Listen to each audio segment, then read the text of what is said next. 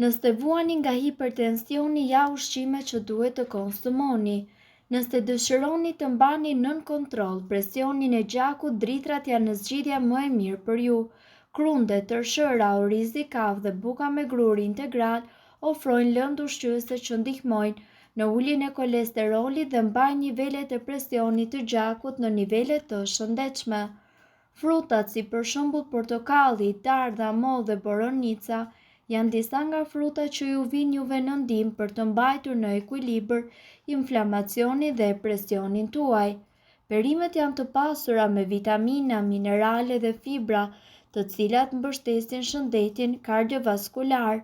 Karrota, brokoli, lakra e të tjerë ndihmojnë gjithashtu për një zemër të shëndetshme dhe uljen e presionit të gjakut. Proteinat të gjithashtu, të cilat gjenden në fasule, thjeshta dhe arra, mish, padjam dhe peshk, janë po ashtu të rëndësishme.